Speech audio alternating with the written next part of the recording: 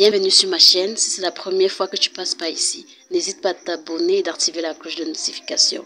N'hésite pas aussi à t'abonner à mes autres pages Instagram et Facebook. Je garde le même nom, Corinne Touquem. Donc aujourd'hui, nous allons parler de matériel pour débutants en onglerie gel. Mais tout d'abord, dans ta trousse, n'oublie pas d'y mettre des désinfectants avec le Covid qui nous empêche vraiment de bien faire notre travail. Donc, il y a les désinfectants de la marque Cleaner. Vous pouvez les avoir. Si vous êtes intéressé, n'hésitez pas de m'écrire Ibi. Je vais vous répondre. Ensuite, première chose à avoir pour le gel, c'est sa lampe. Oh oui, la lampe. Bon, vous pouvez choisir d'acheter une lampe LED UV. Moi, je préfère parce qu'il y a souvent des gels ou des vernis uniquement LED, d'autres uniquement UV. Pour ne pas trop me tracasser la tête, je préfère prendre une machine 2 en 1 pour ne pas chercher à acheter 2 machines.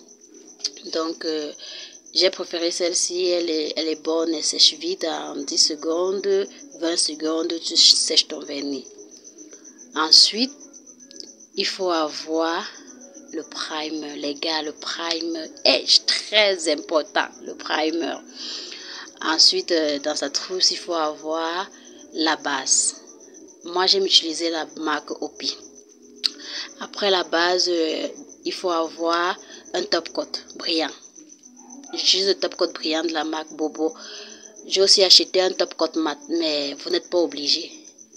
Achetez juste votre top coat brillant pour un début, ça ira, ça dépend de vos moyens et tout. Ensuite, il faut avoir son gel transparent.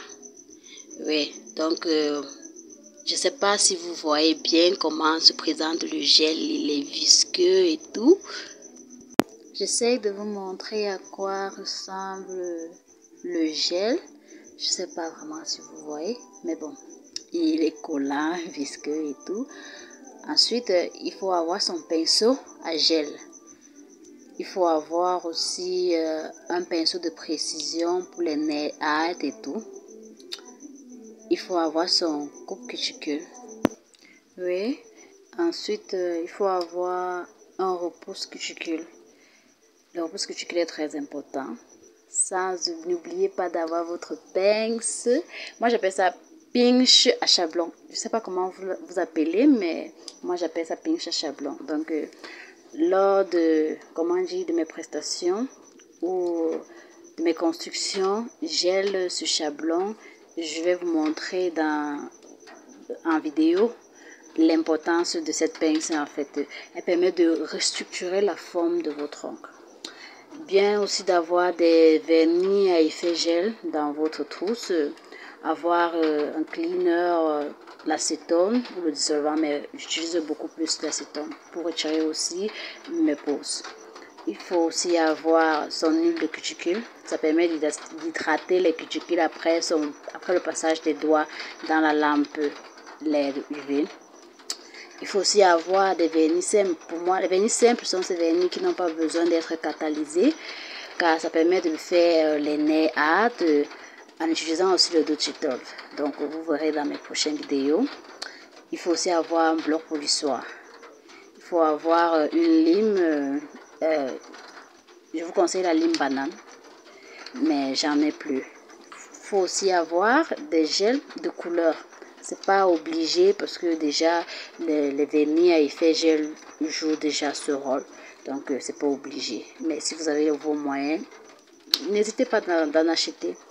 Il faut avoir des boîtes comme celle-ci, elle est pratique. Tu mets ton acétone ou ton dissolvant à l'intérieur et lors de ton travail, tu prends moins de temps pour retirer l'acétone. Donc, il faut avoir aussi des capsules. Très important, les capsules. Pour le gel, moi, je vous conseille d'avoir ce style de capsule parce que j'ai utilisé les autres. Je vais vous montrer ça dans des prochaines vidéos.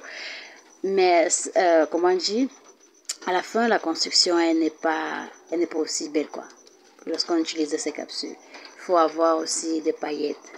Il y a plusieurs sortes. Vous choisissez les vôtres. Mais c'est aussi important lorsque vous débutez d'avoir des paillettes. Ça va vous permettre, comment dire, d'apprendre certains designs. Donc, merci d'avoir regardé cette vidéo et j'attends vos avis avec impatience.